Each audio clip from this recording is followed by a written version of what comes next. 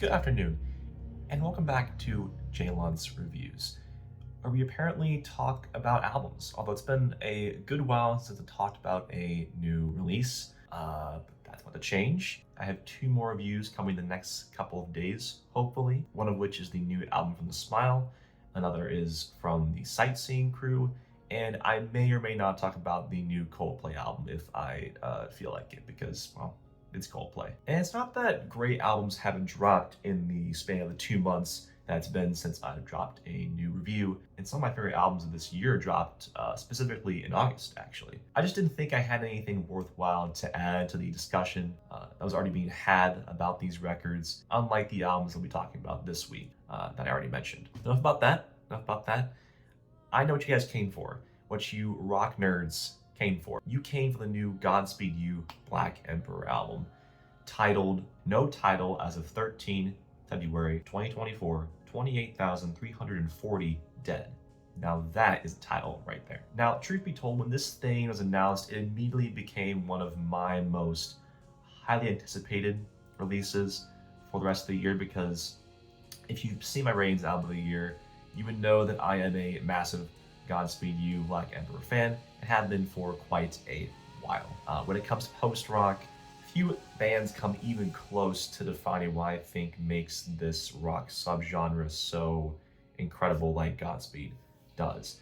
Ever since their first EP in the late 90s, which is one of a handful of records that I would call literally perfect, by the way, they've been dropping musical achievement after musical achievement. Other than their near decade-long break between Yankee UXO and Don't Bend Ascend, they've been rather consistent in their release schedule. Though a lot of fans, I believe, have been missing the classic field recording style that they came onto the scene with in their first few releases, which they have since dialed back on, only opting to include them at small, key moments, and there usually is a lot being said vocally in them. And people have felt that the band's ability to craft these long, instrumentally dense rock epics that sometimes last over 20 minutes has dwindled a little bit. But for me, while I have seen a dip in quality in some of the band's material, such as Luciferian Towers or Asunder, Sweet, and Other Distress, Godspeed has never dropped an album that I would call bad or worthless.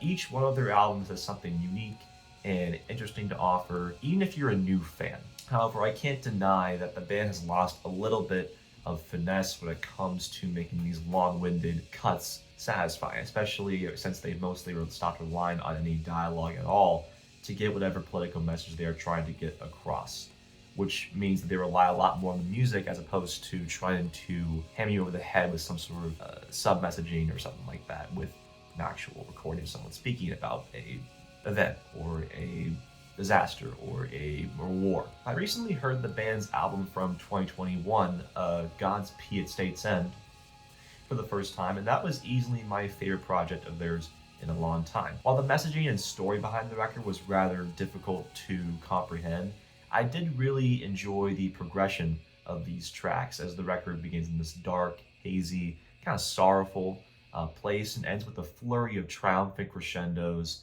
in a way that was unlike what the band usually does. Most of the time when it comes to the world outlook of these songs, it's usually pretty grim. There's little hope or recourse for a solution when it comes to the problems that they essentially soundtrack. But when I heard the title of this new record, a title that obviously references the atrocities that are still occurring in the Israeli-Palestine war, I was very interested to see if the band had anything important to say or could give us a tiny glimpse into something so revolting and disturbing that's still happening as we speak. The record begins with a very strong intro in the form of Sun is a Whole, Sun is Vapors, which uses these reverb-laced guitars to establish this hazy, almost dystopian atmosphere. It really plays like a memorial, not just for the people who have died, but for the people who will inevitably die from the result of this catastrophic war.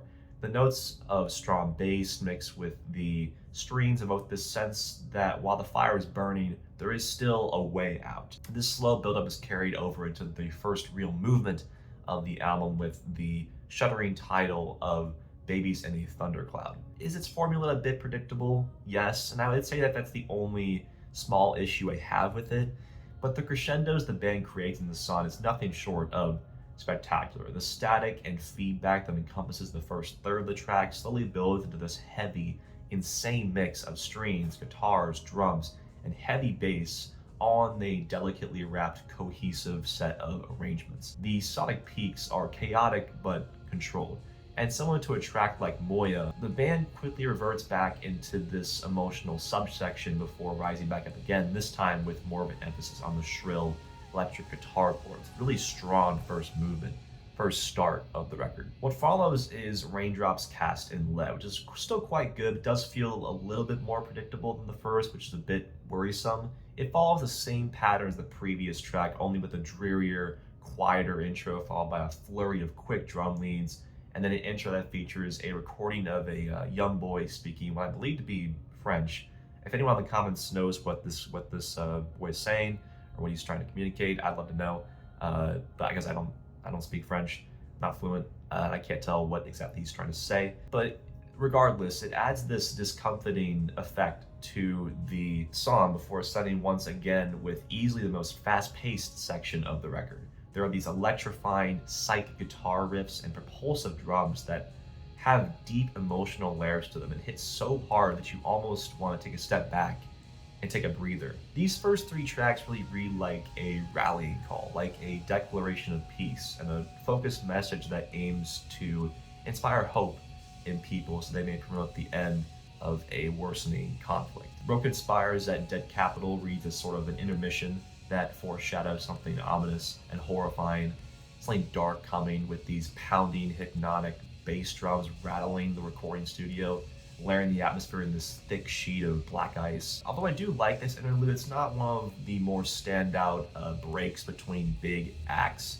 that they usually have in albums like F hashtag Infinity, where that one's called, where the interludes kind of feel like they're doing a great job of piecing together these really big, long, grand tracks.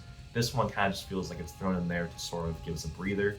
And it's still good, it's just not quite the level of the other giant 20-minute tracks. Which I suppose kind of should be the case, but I still think could have been done with a little bit more musicianship. After that, we get the final movement of the album, Pale Spectator Takes Photographs, which is especially brilliant in the way that it embodies this title. The thrashing, loud, and in-your-face bass drums that always seem to startle you even if they keep repeating gives this track this unpredictable, terrifying quality that I'm just in awe of. A beautiful mix of desolation and white-knuckled tension. It sounds like a harrowing tribal chant or something, and really puts you in the shoes of this spectator as he takes photos of the grotesque violence that was the result of untempered hatred and rage. The heavy snares and warbly acid rock inspired synths combined with the introduction of percussion in the form of these rattling bells really exemplifies that we truly lost all control, that the apocalypse has finally